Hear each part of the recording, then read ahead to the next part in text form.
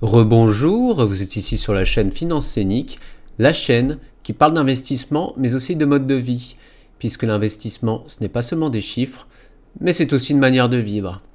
Alors, Éric Lombard veut nous péter les lombaires, donc écoutez, ce que j'ai fait, c'est que j'ai réinvesti de nouveau, et j'ai réinvesti sur le portefeuille à croissance, puisque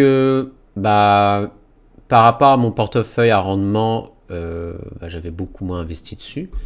Il y avait quand même une différence de plus de 3000 euros. Et donc là, ce que j'ai fait, tout simplement, j'ai fait en sorte de commencer à rattraper le temps perdu. Voilà, il y a Proust qui était à la recherche du temps perdu pour autre chose, et moi, c'est à la recherche de l'argent perdu. Voilà. J'ai donc mon portefeuille Trading 212. Donc j'ai investi 1000 euros.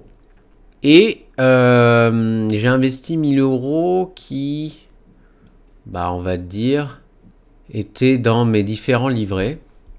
Pourquoi? Parce que le fait de, je dirais, pas prendre en otage, parce que c'est plus subtil, c'est plus nous assigner à résidence en fait.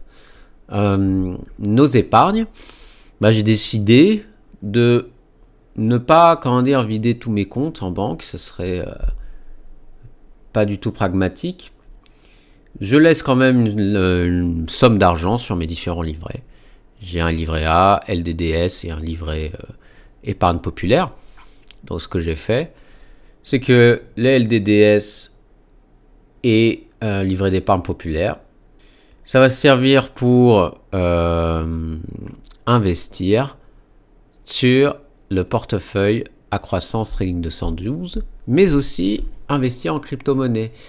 Mais je vais parler de ça, je pense, plus en détail avec Realty, parce que ça sera aussi l'occasion de parler de mes stratégies maintenant. Enfin, de mes stratégies en crypto-actifs. Pour être plus précis. Lombard veut prendre, entre guillemets, bien sûr confisquer, en tout cas avoir, comme je l'avais dit lors d'une précédente vidéo, avoir une main au-dessus de nous, surtout au-dessus de nos livrets épargne. Et donc, par conséquent, ce que j'ai fait, c'est j'ai essayé du mieux que je peux être le moins possible, être exposé à la France. Donc, par exemple, l'assurance vie. Il faut savoir que l'assurance vie, il y a le fonds en euros qui est un compte courant. Là, malheureusement, les taux d'intérêt sont inférieurs à l'inflation. Et il y a aussi d'autres fonds plus actifs qui permettent d'avoir un rendement plus ou moins intéressant, en tout cas plus intéressant. Donc, ce que j'ai fait, c'est j'ai enlevé... j'ai simplement rééquilibré la balance, être moins en fonds d'euros. Alors bon, c'est une bonne réserve quand même, c'est pas mal. Je peux pas mettre en dessous parce que pour mes soins liés à l'orthodontie, voilà quoi. Alors là, j'ai décidé, pour des raisons plus pratiques, de mettre la version internet de Trading 212, 212 Invest. Je sais plus quel est le vrai nom maintenant. Bon, voilà. Donc là, après ça c'est un peu chiant le taux de rendement, 46,8%, alors que là, 31%, je crois que oui, ils mettent une approche plus globale de la plus-value, ce qui est pas évident. Voilà, bon. Mais en tout cas, le marché commence à se redresser. Mais quand même, il n'y a pas eu un boom du marché. Et ce que j'ai fait, c'est j'ai fait mes soldes de nouveau. Alors, je suis allé, donc j'ai acheté 3 actions sur Vanek Morning Global Wide Moat. Oui, ce sont en fait des entreprises, ça reflète en fait un indice qui comprend des entreprises qui ont une forte attractivité en tout ce qui concerne la concurrence. Donc j'ai décidé de réinvestir là-dessus en attendant que le marché remonte. J'ai voulu jouer la sûreté Mais c'est pas fini. J'ai décidé de réinvestir sur Waste Management, qui est peu enclin aux perturbations liées aux entreprises qui sont cycliques. Vraiment une entreprise qui est sûre. Croissance stagne, mais même le dividende est sûr. 1,45, ça va. Ratio court-bénéfice, c'est un poil trop au-dessus. Mais la volatilité est en dessous de 1. Donc, pas autre ratio, donc peu de chances que le dividende se coupe. Le dividende augmente de plus en plus. Donc bon, voilà, c'est une action tranquille. C'est pas une action, comment dire, comme celle d'NVIDIA, etc. Donc là, il y a une augmentation. C'est un bon élève. Pas un très bon élève, mais c'est un bon élève. Donc voilà, qu'est-ce que je peux dire d'autre?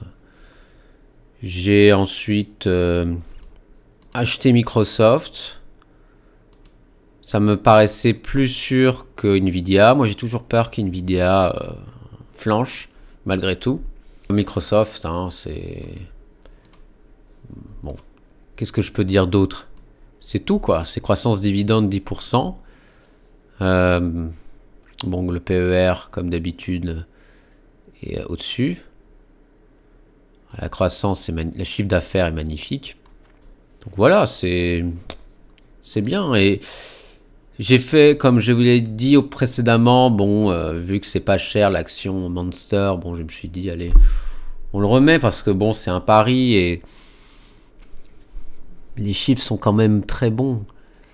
Là, j'expérimente. En fait, encore une fois, en soi, je donne des informations, c'est pas forcément des conseils en investissement. C'est selon, bien sûr, mon parcours d'investisseur. Je peux avoir des connaissances sur des choses et même des lacunes sur d'autres domaines. J'en suis conscient. Le pari que je fais sur Monster Beverage, vous n'êtes pas obligé de le faire. Je pense qu'il y a un truc qui va se passer. Je peux avoir tort ou pas. Dans tous les cas, je profite et je crois en plus qu'il a un petit peu augmenté. Voilà, il est presque au vert. Ça change. Et enfin, Amazon, bah... Voilà, donc je suis attiré par le circuit, le cloud, qui est très performant. Amazon, on va juste voir... bon, croissance qui stagne, peut-être qu'il va commencer, comme Apple, à être une entreprise de sûreté. Je sais pas. Ça m'a l'air d'être bien diversifié quand même. Bon, voilà, c'est très diversifié. Chiffre d'affaires est en augmentation. Bénéfice par action. Croissance chiffre d'affaires, oui, c'est vrai que par rapport à 2020, moins de croissance. Mais bon. Après, je reste confiant sur l'innovation qui vont sans cesse proposer, surtout avec l'intelligence artificielle. Donc écoutez, on verra bien. Donc là, ils ont moins de dettes par rapport, non pas sur le capital, mais sur tout ce qui est chiffre d'affaires, etc. C'est tout le contraire des dettes capitaux, voilà. Tous ces deux termes sont différents. Voilà, écoutez, ne vous inquiétez pas, hein, essayez de ne pas faire, pour l'instant, votre radical sorte de vider vos comptes en banque. Attendez. Essayez de vous arranger, prenez... Ne prenez pas des décisions que vous pourrez regretter. Essayez d'aller étape par étape. Voilà, écoutez, c'est tout pour moi. Bon, écoutez, merci d'avoir regardé cette vidéo. J'ai toujours un lien Morning et un lien Realty qui permet d'investir dans l'immobilier grâce aux cryptoactifs. N'hésitez pas à laisser un commentaire et activer la cloche de notification. Voilà. Et je vous souhaite une bonne journée. Ciao.